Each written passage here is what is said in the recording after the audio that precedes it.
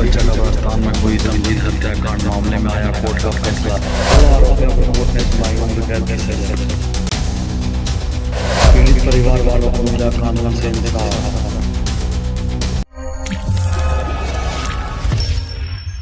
कौन कहता है कि पीड़ित परिवार वालों को इंसाफ नहीं मिलता? कौन कहता है कि कोर्ट का चक्कर खाना पड़ता है? जी हाँ, अगर आपका वकील तगड़ा हो तो जी हाँ, आपके साथ फैसला अच्छा होगा और बहुत ही जल्द होगा। जी हाँ, ऐसा ही हुआ रांची के सिविल कोर्ट में। जी हाँ, आपको बता दें कि बीते दिनों रमजान के पाक महीने में तमजीद हत्याकांड जो बच्चा कब्रिस्तान के पास हुआ था, जिसकी निर्मम हत्या कर दी गई थी, जी हाँ, आज उसका फैसला कोर्ट से आ चुका है। जी हाँ, आज आपको उसी विषय पर बात करेंगे और उसके बेटे यहाँ पे मौजूद है। ये लाइव तस्वीरें आपको दिखा रहे हैं रांची के सिविल कोर्ट से, जहाँ पर तमजीद हत्याकांड के जो भी आरोपी थे उन्हें अब सलाखों के पीछे भेज दिया गया है और जो उनके वकील और उनके बेटे जो यहाँ हैं मौजूद है। चलिए सीधे बात। तमजीद अंसारी हत्याकांड मामले में जो कि हिंदपीढ़ी थाना कांड संख्या 23/2018 दर्ज है, जिसके मामले में माननीय न्यायालय श्री शैलेंद्र कुमार सिंह व्यवहार न्यायालय रांची के द्वारा आज दिनांक 20/8/2024 को जजमेंट सुनाया गया है, जिसमें 3 अभियुक्त ट्रायल फेस कर रहे थे। उसमें से 2 अभियुक्त को आज जजमेंट सुनाया गया, 1 अभियुक्त का अभी जजमेंट बाकी है। जजमेंट में माननीय न्यायालय ने धारा 302 के तहत दोनों अभियुक्तों को उम्र कैद और धारा 27 आर्म्स एक्ट के तहत दोनों अभियुक्तों को 4 साल की सजा सुनाई है। ये केस पूरा कितना दिन चला?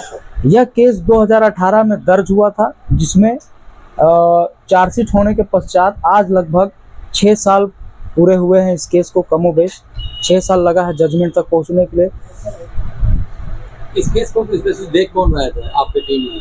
देखिए, इस केस में मेरे साथ मेरे सहयोगी हैं, अखिलेश पासवान है, अर्पिता पांडे है, खुस्तर आलम है और भी मेरे जाफर एसोसिएट्स के गणमान्य जो अधिवक्ता गण हैं वो लोग हैं। सभी मिलकर के इस केस की पैरवी की है। मेरा नाम अबू रेहान अंसारी हुआ, जो कि मेरे पिता मोहम्मद तमजीद अंसारी के रमज़ान की जो माह चल रही थी पवित्र महीने में 19 तारीख था दिन बुधवार रात करीब 9:15 बजे मेरे पिताजी की हत्या कर दी गई थी। क्या रीज़न था उसका हत्या होने का?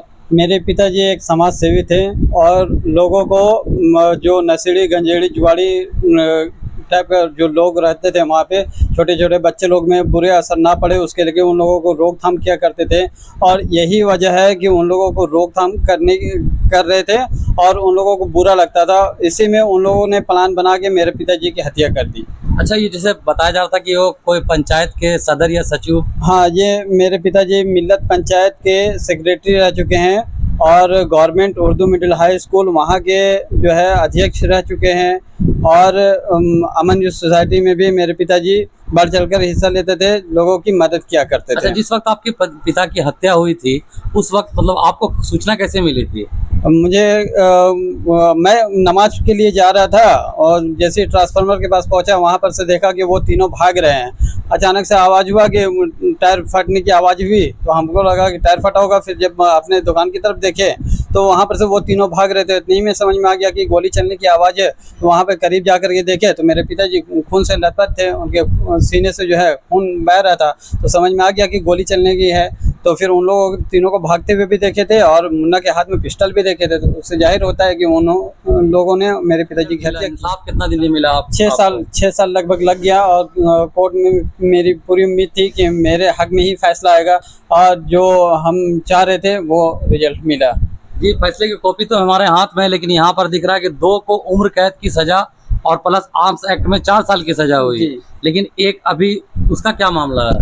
इसमें हमने 3 को आरोपित घोषित किया था, जिसमें क्या था कि एक तो मोहम्मद मुन्ना है, जो कि दूसरा है कि मोहम्मद शाहजादा इदरीसी और तीसरा मोहम्मद सद्दाम।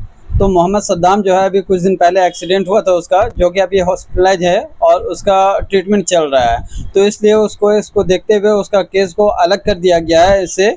और 2 को अभी रिजल्ट आया है, जिसमें 2 को उम्र कैद की सजा हुई है, जिसमें मोहम्मद मुन्ना और शहजादा है। चलिए, तो इतना कुछ होने के बाद अभी आपको जाके आपके परिवार वालों को इंसाफ मिला, अभी क्या कहेंगे ऑन कैमरा दर्शकों को आप इतना स्ट्रगल किए, इतना संयम बरते हैं, और उसके बाद आपको कैसा लग रहा? दर्शकों को क्या कहना चाहेंगे?